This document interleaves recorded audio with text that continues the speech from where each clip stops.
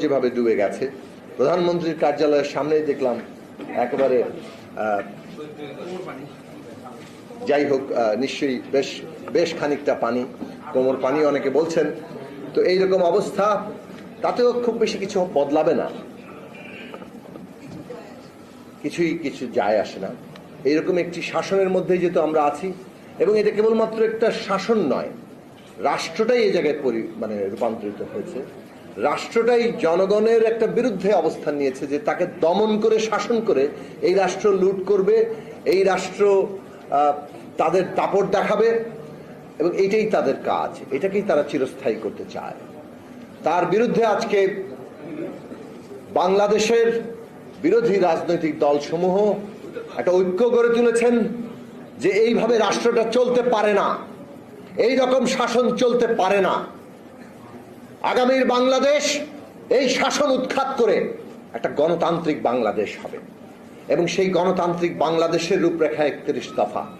আমরা কেবলমাত্র আশা দিয়ে একটা স্লোগান দিয়ে এটা শেষ করিনি, কিভাবে আগামী বাংলাদেশ হবে সেইটাও পরিষ্কার করে বলা হয়েছে।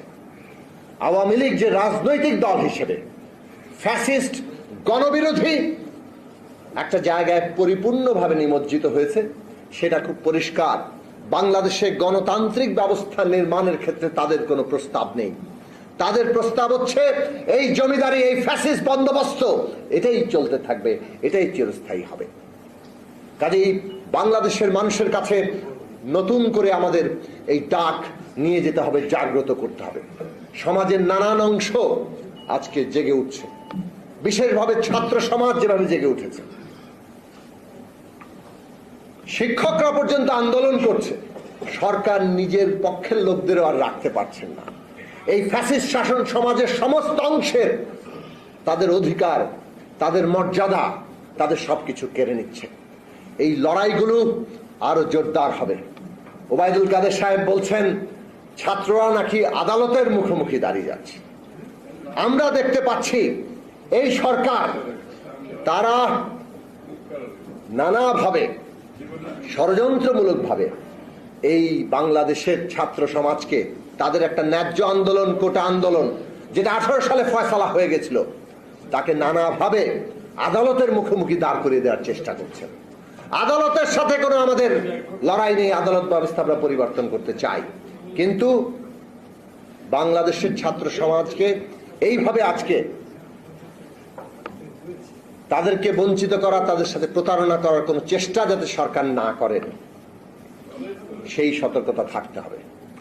আজকে বাংলাদেশের মানুষ বেগম খালেদা জিয়ার মুক্তির জন্য কথা বলছেন। আজকে তিনি ভীষণভাবে অসুস্থ, তার চিকিৎসার জন্য বাংলাদেশের মানুষ দাবি করছে।